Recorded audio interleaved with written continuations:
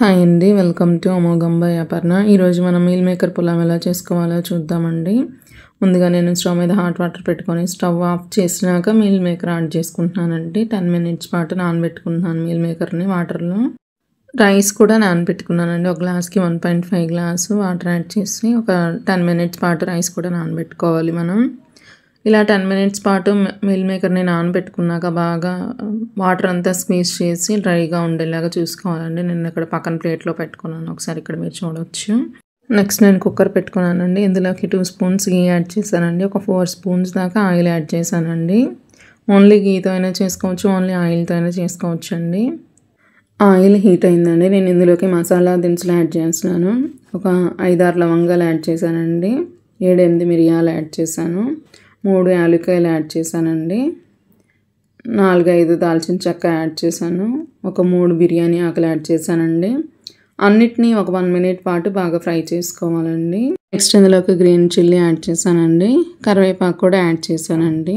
తాలింపు అంతా ఒకసారి కలుపుకుంటున్నానండి. నెక్స్ట్ ఇందులోకి 2 మీడియం సైజు ఉల్లిపాయలని బాగా సన్నగా కట్ చేసి యాడ్ చేసుకుంటున్నానండి. ఉల్లిపాయలు కూడా యాడ్ చేసుకొని ఒకసారి అంతా బాగా కలుపుకోవాలండి. ఉల్లిపాయలు గోల్డెన్ బ్రౌన్ కలర్ వచ్చిందాక వేయించుకోవాలండి మనం. ఉల్లిపాయలు వేగిపోయాయండి. నెక్స్ట్ ఇందులోకి నేను మీల్ మేకర్ యాడ్ చేస్తున్నానండి. మీల్ మేకర్ని బాగా వేయించుకోవాలండి. ఉల్లిపాయల్లో ఒక 2 మినిట్స్ దాకా వేయించుకోవాలి. మీల్ మేకర్ కొంచెం క్రిస్పీ అయిందాక, పచ్చివాసన అంతా పోయిందాక వేయించుకుంటున్నానండి. నెక్స్ట్ ఇందులోకి నేను పసుపు యాడ్ చేస్తున్నానండి. నెక్స్ట్ ఇందులోకి రుచికి సరిపడా సాల్ట్ యాడ్ చేస్తున్నానండి.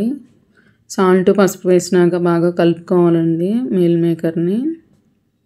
నెక్స్ట్ ఇందులోకి ఫ్రెష్గా ప్రిపేర్ చేసుకున్న అల్లం వెల్లుల్లి పేస్ట్ ఒక 2 స్పూన్స్ దాకా యాడ్ చేశానండి నేను. అల్లం వెల్లుల్లి పేస్ట్ పచ్చివాసన పోయిందాక బాగా ఫ్రై చేసుకోవాలండి. ఒక 1 మినిట్ ఫ్రై చేసుకున్నానండి. నెక్స్ట్ ఇందులోకి ఒక 1 స్పూను గరం మసాలా యాడ్ చేశానండి. నెక్స్ట్ ఇందులోకి ఒక 1 స్పూను ధనియా పౌడర్ యాడ్ చేశానండి. నెక్స్ట్ ఇందులోకి 2 spoons red chilli powder add చేస్తున్నానండి. నేను కొంచెం స్పైసీగా చేసుకుంటున్నాను. ఒకసారి అన్ని మసాలా అంతా బాగా కలుపుకోవాలండి మనం. మసాలా అంతా పచ్చివాసన పోయిందాక ఒక 2 మినిట్స్ ఫ్రై చేసుకోవాలండి మనం. మళ్ళీ మసాలా అంతా పచ్చివాసన పోయిందండి. నెక్స్ట్ ఇందులోకి నేను కట్ చేసి పెట్టుకున్న కొత్తిమీర కొంచెం యాడ్ చేస్తున్నానండి. ఒకసారి అంతా బాగా కలుపుకుంటున్నానండి. నెక్స్ట్ ఇందులోకి మనం నానబెట్టుకున్న రైస్ని కూడా యాడ్ చేస్తున్నానండి. రైస్ అంతా యాడ్ చేశానండి కుక్కర్లో. బాగా కలుపుకోవాలి మసాలా అంతా రైస్కి పట్టేలాగా. ఒకసారి అంతా బాగా కలుపుకున్నాక కొంచెం కొత్తిమీర యాడ్ చేసుకుంటున్నానండి. నేను కొత్తిమీర యాడ్ చేసి కొంచెం కలుపుకున్నాక ఒకసారి మళ్ళీ కుక్కర్ పెట్టుకుంటున్నానండి. నేను కుక్కర్తో మీడియం ఫ్లేమ్లో 4 విజిల్స్ వేయించుకుంటున్నానండి. హై ఫ్లేమ్ అయితే 3 విజిల్స్ సరిపోతాయండి. ప్రెషర్ అంతా పోయినాక తీస్తున్నానండి. ఒకసారి ఇక్కడ చూడొచ్చు నా రైస్ టెక్స్చర్ ఎలా ఉందో. పొడి పొడిలాడుతూ చాలా బాగుంటుందండి. ఆరోగ్యానికి చాలా మంచిదండి. ప్రోటీన్ రిచ్ కదా, పిల్లలకి ఇష్టంగా తింటారని ఇలా చేస్తానండి. లంచ్ బాక్స్ స్పెషల్ రెసిపీ అండి, తప్పకుండా ట్రై చేయండి. మీల్ మేకర్ పులావ్ రెడీ అండి. రైతాతో చాలా బాగుంటుందండి. ప్లీజ్ ఫాలో అమోఘం బై అపర్ణ.